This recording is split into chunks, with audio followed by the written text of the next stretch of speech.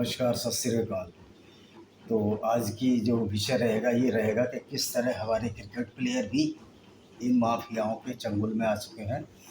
जो सुशांत सिंह की जो हत्या हुई थी, तो उसमें एक बंटी सचदे नाम का आदमी है, जो कि बड़ी बड़ी हस्तियों के मैनेजमेंट का काम करता है। और इसमें भारतीय क्रिकेट और टीम इंडिया के कप्तान विराट कोहली और उसके कई साथी शामिल हैं।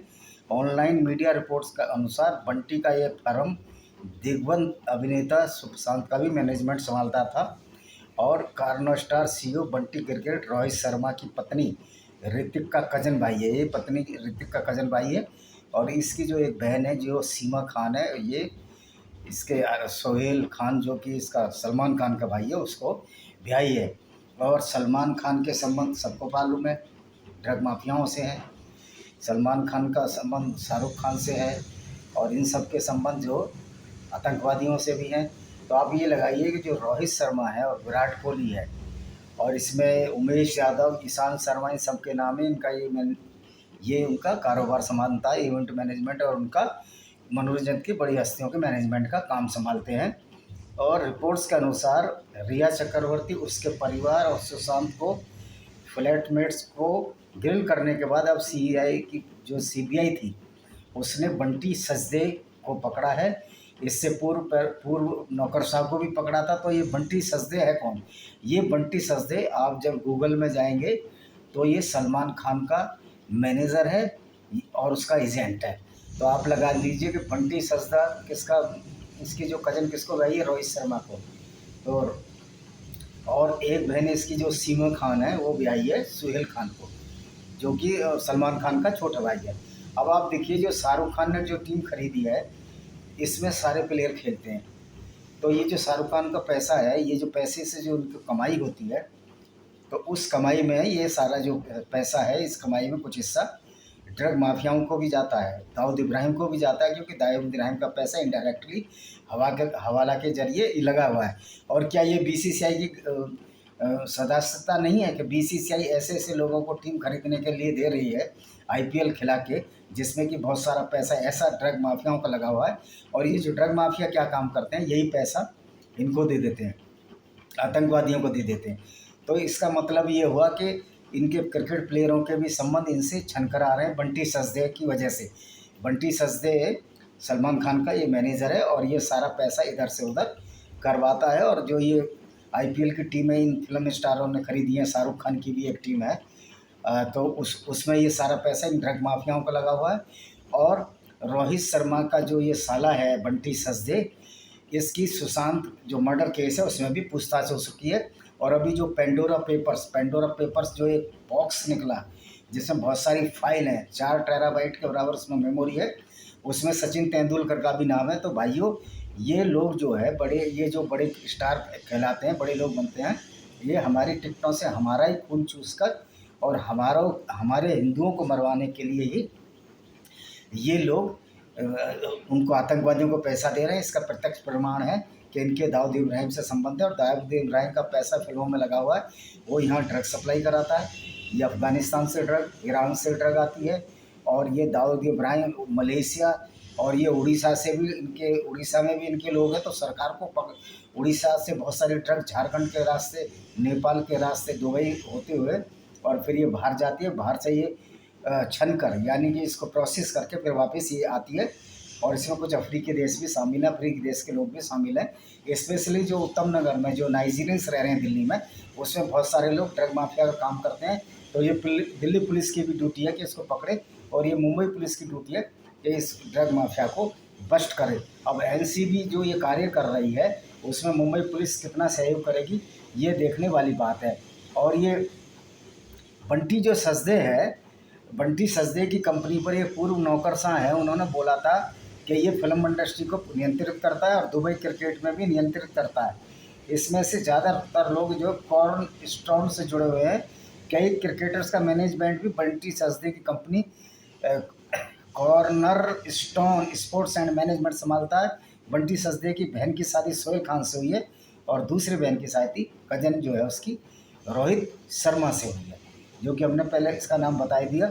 और दिशा सालियान जो है, दिशा सालियान जिसकी मौत को सुशांत से जोड़ा जा रहा है, इसी बंटी की कंपनी में काम करती है। मज़े की बात है, ये गुंडागर्दी अभी भी चली आ रही है।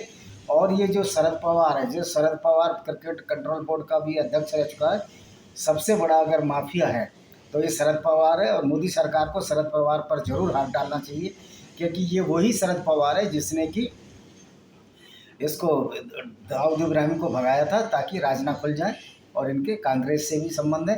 तो ये जो सारा खेल हो रहा है मेरे हिंदू भाइयों, ये समझो ये हमको ख़त्म करने के लिए हो रहा है।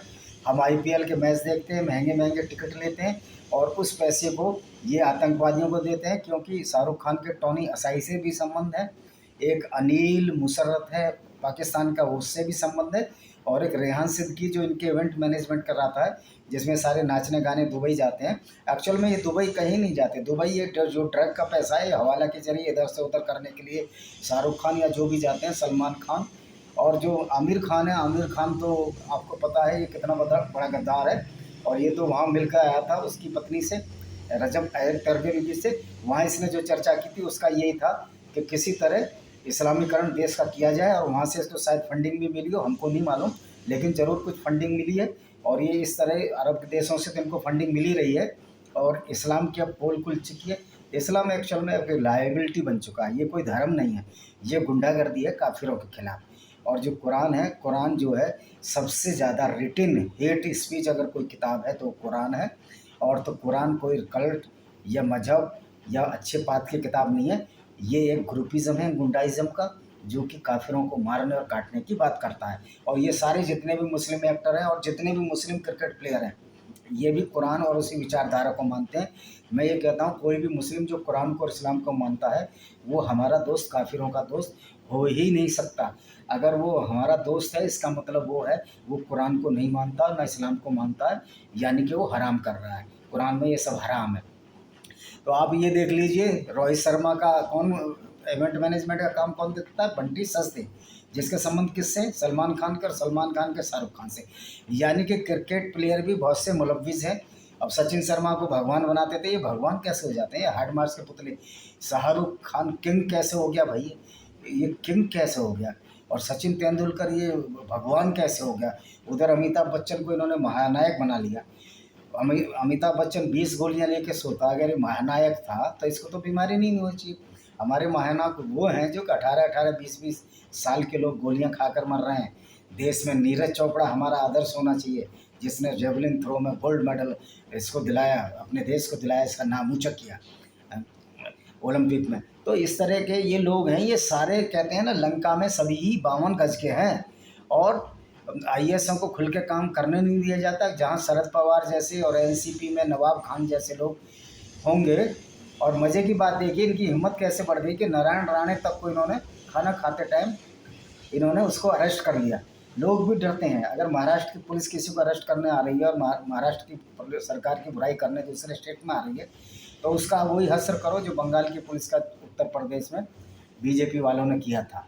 क्योंकि ये अपने यहाँ तो गुंडागर्दी रोक नहीं पा रहे हैं, और वहाँ ये गुंडागर्दी यूपी में रोकने के लिए आएंगे।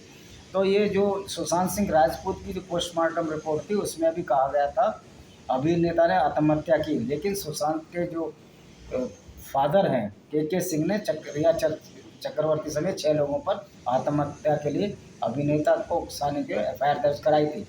तो ये जो है ये ड्रग एंगल है। एक्चुअल में क्या सुशांत सिंह, ये जो खान गैंग है या जो इस्लामिक जिहादिस्ट लोग हैं, ये सारे ही अब इनको जिहादिस्ट या आतंकवादी, जितने भी मुस्लिम एक्टर हैं ये सब आतंकवादी हैं। और ये लोग इस इंडस्ट्री में इस्लामाइजेशन लाना चाहते हैं, उस धर्म का इस्लामाइजेशन जिसका अल्लाह ये भी नहीं जानता कि पृथ्वी घूम रही है या नहीं घूम रही है। अल्लाह कहता है कि पृथ्वी घूमने रही है, सूर्य चारों तरफ घूम रहा है। इस अल्लाह को बिल्कुल कुछ ज्ञान ही नहीं है। और ऐसे ही इनके रसूलुल्लाह, उनको भी कुछ ज्ञान नहीं था। एक फेक आईडी इन्होंने अल्लाह की बना दी, उस पर ये चले आ रहे हैं।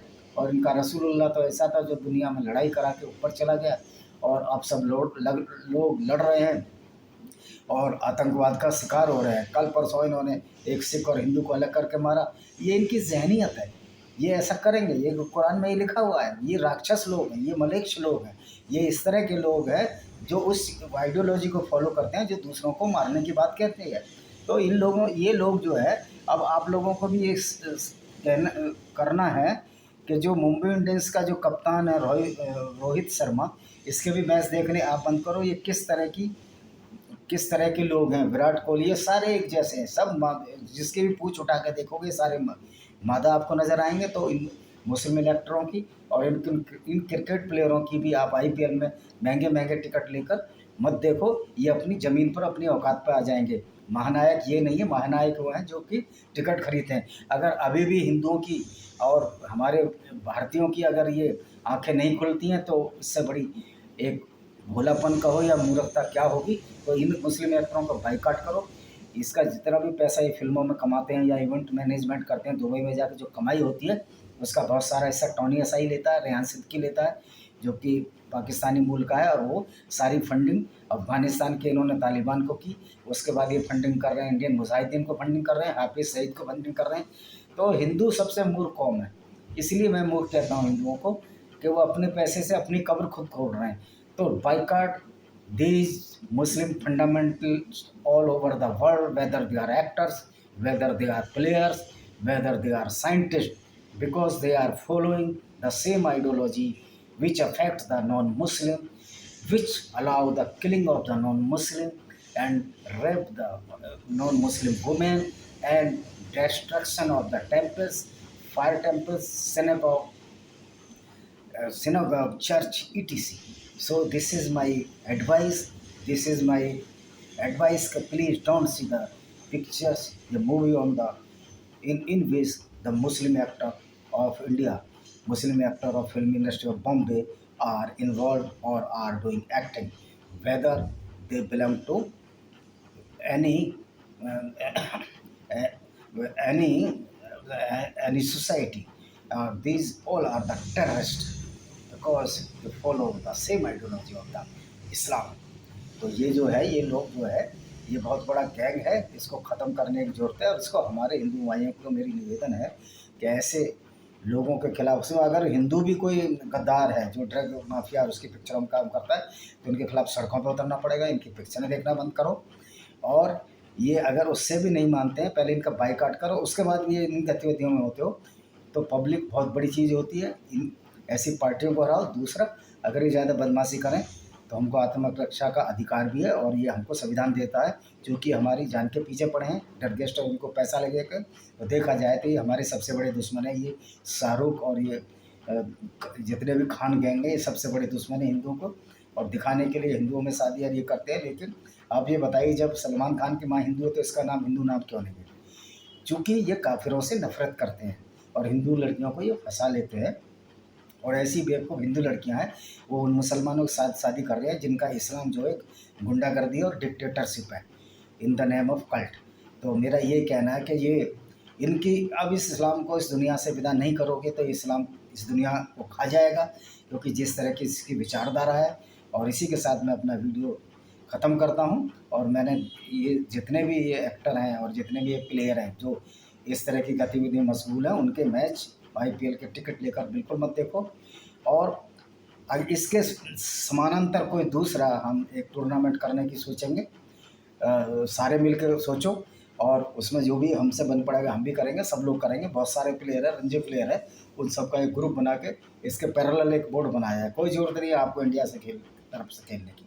जो बीसीसीआई ऐसी ऐसी टीमों को फ्रेंचाइज देता है जो कि अफीम बेचते हैं, ड्रग इस्तेमाल करते हैं और हिंदुओं को मरवाने में मुलव्विज़ रहते हैं या मशगूल रहते हैं। इसी के साथ मैं अपना वीडियो बंद करता हूँ।